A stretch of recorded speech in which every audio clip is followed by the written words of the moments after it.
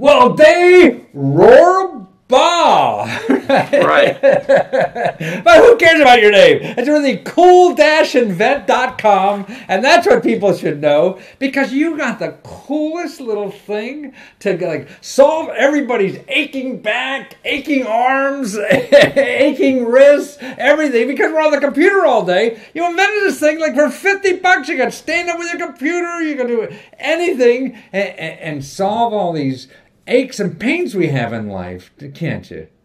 That's the idea. Right. And it's cool. I mean, it just looks like a little tube no bigger than this, right? That's right. And it's I mean, people got to watch that video on your Kickstarter. I mean, that's what's so neat about it. It explains it so well. And I see you're really a producer too. I mean, that's a nice video. I don't know, you have somebody else do those videos? No, I did it. My wife, Lorraine, she's very good at it. Right? Well, no, I mean, it's very nice, and the music and everything, and it sells so well. You know, me, I'm used to screaming and shouting, trying to sell stuff, and you do it a better job by not screaming. But yeah, I mean, it's so elegant in design. So you have 4 or 5 little sticks inside this like pickup sticks jar, and you exactly. It's like a tinker toy, you know. Yeah, you put it together like a tinker toy. And then it rises up to almost any height you want, and it's sturdy, and I think the neatest thing is, man, you put like 7 or 3 or 4 cinder blocks on top of this thing. I put 3 because that's all. I could probably put more, but I can't reach that high. Well, I think that gets it across very well. If it holds 3 cinder blocks, man, without any tools, without equipment, you don't have to, get a wrench. You don't have to anything. Right. And this is no clips, no hinges, the brake. Nothing. But you've been on Kickstarter before. You've had a half a dozen projects, huh? Yes. Did you fail at any of them? Yeah, that first one I was talking about. We really?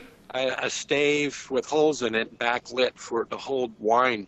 Oh, yeah, I saw pictures. That's beautiful. Wine. I know, but it didn't go. We never know. I mean, I got it on, but it didn't sell very much.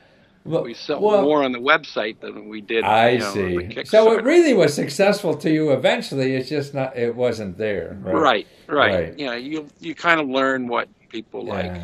What other things have you learned about? I mean, having so many successful campaigns now. What things do you keep in mind when you do a new campaign that you're really recovering from? Well, you look at what's popular. What is maybe the most funded, and see around, for example, the stand-up stands. They've been very popular. Yeah, I see. But they've been, like you said, they've been very expensive, and I wanted to make one that was relatively inexpensive and did other things too. You can sit down with it, right? And it raises up, so you have a better visual angle, like the American Optometric Association. Says you want a visual angle about 20 degrees. Most of the stands that you sit with, they're just plopped right on the deck. Right. And you have to lean down too far. You croak your neck, and plus your accommodation closes in and makes your eyes over converge. So when you're higher, that does not happen. So besides the muscles around the body, you're really working on the eyes too.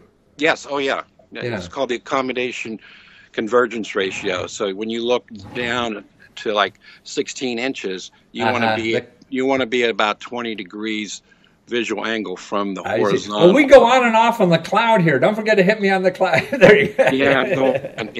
That's okay. Well, I mean, that's true. So you have a big career as an optometrist too before you got into this, or while you were doing. Right. Yeah, that was one of the thinkings behind it. Yes. But it is. I mean, you see some of these gadget contraptions, particularly for having a stand-up desk, and that's why your device. I mean, if you want to test something, why spend $400 or $500 on something to see if this is for you when I could go and get your gadgets like $40, $50 that I could find out and see how great it is. And I think more and more people are doing this. I mean, my both boys are in their 30s or young 30s or something like that. I forget already, and they both use stand-up desks and in big organizations, this is becoming an option more and more. Yeah, as a matter of fact, you've probably seen many of the studies. They say it really makes a difference in productivity, you know. And maybe that's why, I noticed Starbucks have a lot of tall tables now. You know what I mean? Yeah. Where they have big stools, and maybe they're doing that because people are going to be wanting to stand up with their computers more. Rather. Yeah. Yes. Than sitting down at a table and chair. So as you say, you see the trend going that way, and that's what's so neat about your product is you're giving somebody a real reasonable alternative, and it's not a junky thing. I mean, this looks like artwork. It doesn't. Thank you. Thanks. But it does. No, it's not junky. It's anodized aluminum, very strong, and then the rods are fiberglass, reinforced fiberglass, and they have a very high tensile strength. So they're almost unbreakable. Yeah, I mean, it does. It looks like I would see this in a museum, in some kind of object art museum or whatever. It's really elegant, and I guess that's part of your background. I mean, you developed tools for optometry. It sounded like. Right. Yeah. Mainly, for perimetry. That was for the detection of glaucoma. We sold about 16,000 of those instruments when I had Dicon, and then a corneal topographer that measures the curvature of the cornea for LASIK surgery and fitting contact lenses, autorefractor to get your refraction data, a tonometer to measure pressure in the eye. Wow. Well, that sounds like pretty fancy stuff to me. But what you have now sounds real practical. And I'm sure you're going to sell them a lot more than 16,000. Because everybody could use one of these things. Who could use a refractor or whatever you're talking about, right? And to find out, you just go to cool, COOL dash or hyphen in between, invent.com, right? That's right. Wonderful. Well, thank you, Dale. Thank you for doing this, and thank you for keeping active and figuring out stuff for our lives to be better. Thank you for the interview. I appreciate it. You bet. Take care. All right. I'm going to send you that wine. Oh, yes. Okay. Okay.